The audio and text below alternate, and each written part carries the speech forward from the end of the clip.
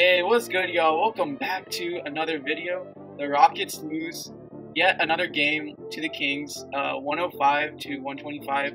Now we're currently on a 14-game losing streak, but the whole highlight of this game was obviously KPJ. We've been awaiting his Rockets debut, and this game he had 13 points, 10 assists, 5 rebounds, 3 steals, 1 block, 5 of 11 from the field, and 2 of 2 from the free throw line. So pretty impressive so far. Obviously, we shouldn't have expected him to drop like 25 points in his debut. He was looking really good in the G League. So, and he got a double-double this game. So, and he's only 20 years old. So, things are looking up for Kevin Porter Jr. And there's a lot of other stars this game. Tate and Martin had great games too.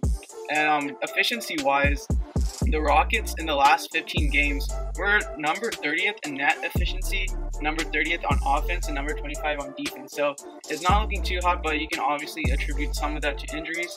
But we'll just see how it goes. So what are y'all's thoughts on this game? Injuries.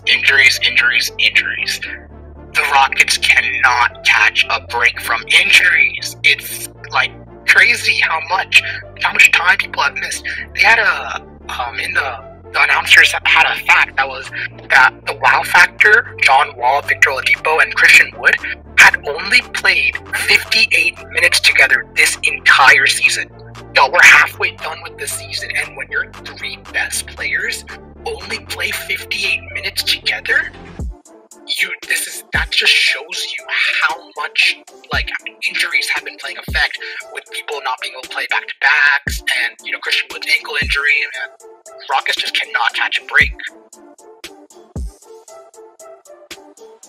But again, it was a good game for our younger players. Jason Tate and Kenyon Martin Jr. had great games. Tate had 16 points, 4 rebounds, a very efficient 8 of 11 from the field. Martin Jr. had 13 points, 9 rebounds, and 3 blocks. And honestly, with everything that's happening this season, I feel like the Rockets and Silas should just be sellers at the deadline, specifically for our veterans. Get PJ Tucker, Victor Oladipo, maybe Eric Gordon out of here. Make space for our younger guys and just have this year as a developmental year. At the same time, while we're developing our young talent, we'll be able to lose games and hopefully have a higher chance of getting a good draft pick. We can maybe get Gabe Cunningham, Jalen Suggs, Evan Mobley, whoever it is, and they can probably take us to the next level. And like you said, injuries have been the biggest hampering points for the Houston Rockets. I mean, just about the entire story of the season has been injuries. You got Christian Wood going down a few weeks ago, and that's been catalyst for now this 14-game losing streak. And just throughout this run, I mean, you've had minor injuries, minor setbacks to Gordon, Oladipo, Wall. Ben Tucker missed a game once with injury, and of course we'll talk about him more later. And we just haven't been able to build chemistry as a team, haven't been able to get a consistent lineup going because guys keep going in and out of the lineup with injuries and stuff. It's been really tough. Now on the bright side, Kevin Porter Jr. Did have a solid debut tonight, and that's very good to see. It'll be exciting to see how he develops in the Rockets, and very high on his future with our team, and that I think is pretty much the only real bright spot. Of course, the other young guys also played very well. Tate, Kenny Martin Jr. also had some good games, but yeah, the veterans, it's been a struggle for them, and I think we need to realize as far as the direction that we're headed in, we should probably, like you said, sell at the trade deadline and try to accumulate young players and draft assets. Yeah, speaking more on KPJ, although he was good on the scoring end, he was not so great on the defensive end. There were some times where there was a kind of drop in awareness on defensive intensity and on the defensive end. But I feel like that's something that will improve over the course of the season. Of course, he's, like I said, he's really young. He reminds me a lot of young Harden in a sense, really good at scoring, but not so much on defense. Obviously, Harden now is he can hold his own on defense now. But Kevin Porter Jr., very shifty guy. I like what I saw on the court. A very willing passer too. He would have gotten more assists if guys could have made their shots.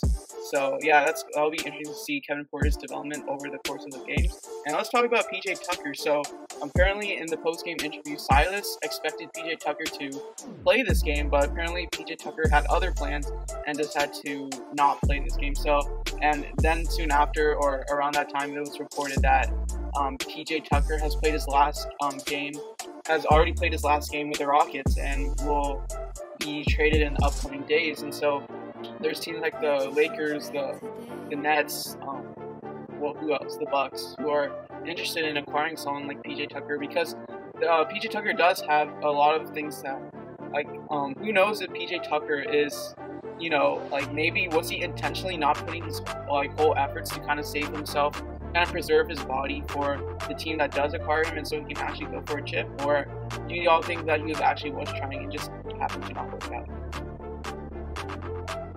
It could be like a little bit of both. I feel like a player can't necessarily, like, especially if they're like at PJ's level, they don't want to play super bad because that'll just make their trade value go down, and you know, it's not that really good. And logically speaking, if their trade value goes down, it becomes harder to trade that player itself. See, now when Harden was like not trying that much, we all know how hard it is, and so we knew that, yeah, he's just not caring right now, but if he's on his team in a system that he actually cares about, he's going to do great things. So it wasn't that big of a deal. But in Tucker's case, if he actually like plays bad and like makes his performances worse, it makes it harder to trade him, and he's basically like shooting his own like foot, shooting himself in the back. You know, it doesn't make sense why he would do it. So I feel like, yes, he was trying, but at the same time, he just didn't want to be here ever since Harden left, and you know, you could see the smiles on his face after meeting Harden and all that. So he knew then that he wanted to get out of Houston. He wanted to, you know, he's 35, so he only has a few good years left. He wants to go to a contender, help them win, get a championship, retire in peace. You know, yeah. Yeah, and I think the end was inevitable for the Tucker era in Houston. I mean, he was playing almost unplayable in a way for Houston, and then like he was consistently playing like excess of 20 minutes and still getting 0 points. He was not shooting it well. I think it's, for most people, it should be pretty obvious that Tucker isn't really trying, because I feel like while yes, he has declined, I don't think he's declined to a state where he can't even hit bread and butter, which is his corner three, anymore. I think he's still at a level where he can do that. I think regardless of what the trade package ends up being for netting PJ Tucker, I feel like a contender will be able to, you know, use him very well, and they will get good production out of him, whether it is like the Lakers or the Sixers or Brooklyn or Miami, or whoever it ends up being. I think they will get good value, and also, of course, on our side, we also have to hope that whatever return we get is substantial enough that it can really amount to something. Yeah, and PJ Tucker, he wanted a 2-year, $24 million contract, and unfortunately, his where he's at now doesn't really fit with the Rockets' timeline, and so hopefully he can get something similar on another team. But I definitely think that obviously the Rockets aren't going to be able to pay him that much. But let me just read out some PJ Tucker's stats since joining the Rockets in 2017. Total rebounds, he was second. Threes made, third. Corner threes, first. Steals, second. Blocks, third. Charges taken, first. And games played, first. So obviously PJ Tucker, he's proved to be extremely valuable, and obviously I wish him the best for him. He's definitely the definition of hustle, and like we all said, any contender will benefit from him. And let's talk about Mason Jones. I mean, he didn't play this game, but just general Rockets news. He was cut from the team like a few days ago, and then we signed him to a 10-day. So what do y'all think about that whole situation there? I think that, honestly, I feel like all of this might have like already like been decided. They talked to Mason Jones about it. They're like, hey, we understand you're on a 2-way deal, so here's what we're gonna do. We're gonna waive you, but then sign you to 2 10-day deals until the trade deadline comes. And once the trade deadline comes, then we get rid of our stars, and like we start selling a bunch of our assets. We'll have space for him to, you know, be the backup point guard, backup 2, like around that, and he'll probably get a contract 1 to 2 years. Maybe we'll sign for the rest of the season. Maybe we'll give him like a 3-year deal to play with our young guys. The point is, I feel like all of this was planned because Mason Jones was playing amazing. It's not like he was like not doing good things. He was a really good young point guard off the bench. He gave it all. He was a really great shooter, and you know, he's only 22, so he fits the timeline of the Rockets. So I feel like, you know, just all this was decided. That's why it was really like a shock to everyone. But I expect him to stay here once the assets, our vets are gone. Much more playing time, much more developmental time. And yeah, seeing him, JPJ, Kenyon Martin Jr., Tate, and Wood as like our young 5 to build around, it's a really good start for our, you know, rebuild. Yeah, I like the move. I think it's a smart move by the front office of Houston to give him these couple 10-day contracts and then wait till we flip Oladipo, flip Tucker, get some roster spots for him, and then sign him to a regular NBA contract. And like you said, I mean, Mason Jones has been, in his playing time, he's been very contributive to the Houston Rockets. He's been playing very well, and he looks like a guy with a good upside. He seems like a very, very talented scorer, and I think if the Rockets can hold on to him long term, he can become a very piece for us. I don't think he's going to be like the star or anything of the franchise, but I think he can still be a very useful contributor on the offensive end for the Houston Rockets, and I do look forward to seeing how he does as we continue to move these veterans, continue to embrace the youth movement in the squad. I am very excited to see what Mason Jones brings, and I am happy to hear the news that he is back and he will be here long term. Yeah, and hopefully, like with Silas and everything, I know Silas is kind of in a rough patch right now. I just kind of want to give him a hug for everything he's been through. But what kind of like adjustments do you think we should see from the Rockets, like kind of from a play style aspect? Like, do you like the way that they're playing currently? Like, or I mean, just what it is without Wood. I'm sure like once we get Christian Wood back, we'll probably start winning a couple of games because Christian Wood is like elevating guys around him. Because when he was with Oladipo and everything, when everyone was healthy for like that one game, Oladipo had probably one of the best games as a Rocket. So I assume we're gonna win games. And what does that mean for a kind of like our kind of AKA tank mode that we're in? But what do you guys think about that whole aspect of things?